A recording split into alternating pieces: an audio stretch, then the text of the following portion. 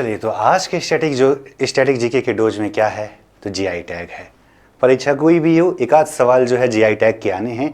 और जिन परीक्षाओं में स्टैटिक जीके का महत्व ज़्यादा होता है वहाँ तो बहुत ही ज़्यादा आना है। विशेष तौर से वो परीक्षाएं जैसे कि असिस्टेंट प्रोफेसर का जो जीएस वाला पार्ट होता है, इसके अतिरिक्त जो लोग एचईओ की परीक्षा देंगे यानी कि स्वास्थ्य शिक्षा अधिकारी की, उसमें भी आता है। और एसएससी जीडी में तो पेट सवाल है, आना ही आना है। दिल्ली पुलिस में आना ही आना है। अन्य परीक्षाओं में भी करंट से जुड़े हुए प्रश्नों में जीआई टैग पूछा जाता है। तो जीआई टैग होता क्या है, तो भौगोलिक संकेतक होता है।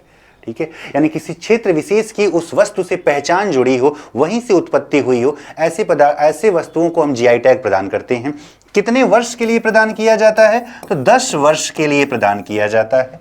इसका कार्यालय कहां पर है, तो इसका जो कार्यालय है यानी कि चेन्नई में है। कहां पर, तमिलनाडु की चेन्नई में इसका क्या है, ऑफिस है। यहां से ये जारी किया जाता है। कितने वर्षों के लिए, 10 वर्षों के लिए। अगर भारत की बात करें तो जीआई टैग अधिनियम भारत में आया कौन से वर्ष में, 1999 में आया। लेकिन जब सवाल पूछता है कि सर ये बताइए कि पहला जीआई टैग कौन से वर्ष में दिया गया, तो ये दिया गया 2004 में। और किसको दिया गया, तो दिया गया किसको, भारत की प्रसिद्ध चाय कौन सी, दार्जिलिंग चाय को दिया गया। किसे दिया गया, दार्जिलिंग चाय को ये जीआई टैग क्या हुआ, प्राप्त हुआ।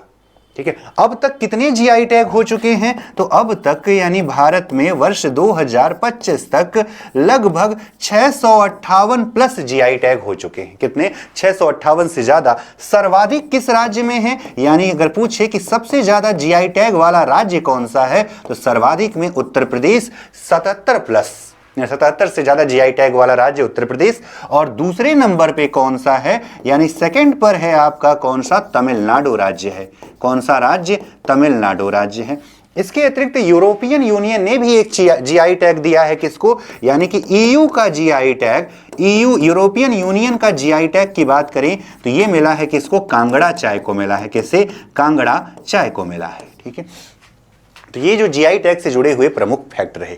हाल ही में उत्तर प्रदेश के मेरठ के वाद्य यंत्र बिगुल को जीआई टैग मिला है। अगर उत्तर प्रदेश की बात करें, उत्तर प्रदेश की परीक्षाओं को ध्यान में रखें तो उत्तर प्रदेश में अब तक 77 से ज्यादा जीआई टैग दिए जा चुके हैं, जिसमें से कुछ प्रमुख जीआई टैग, कुछ प्रमुख नहीं, मैक्सिमम जो है 50-60 जीआई टैग को हम देखते हैं कि वो उत्तर प्रदेश में किसको किसको मिला हुआ है। तो जरा देखेंगे, सुरखा अमरुद का संबंध कहां से, प्रयागराज से। लखनऊ चिकन क्राफ्ट को, मैंगो मलिहाबादी दशहरी जो कि कहां से, लखनऊ से। बनारस की ब्रोकेट और साड़ियां, भदोही की हस्त निर्मित कालीन, आगरा की दरी और फर्रुखाबाद के ब्लॉक प्रिंट्स, यानी कि ठीक है जो साड़ियों पर कढ़ाई बुनाई की जाती है उसमें ब्लॉक प्रिंट्स जो होते हैं। लखनऊ का जरदोजी, सिद्धार्थनगर का काला नमक चावल, फिरोजाबाद की कांच सिटी कहते ही हैं तो कांच, कन्नौज का इत्र, कानपुर की सैंडलरी यानी कि सैंडल जो है सैंडलरी है। ठीक है, मुरादाबाद का धातु शिल्प, पीतल की नगरी ही मुरादाबाद को कहते हैं। सहारनपुर का लकड़ी शिल्प हो गया। ठीक है, इसके अतिरिक्त जो बात करें, मेरठ की कैंची विश्व प्रसिद्ध है, ये अब जान ही रहे हैं।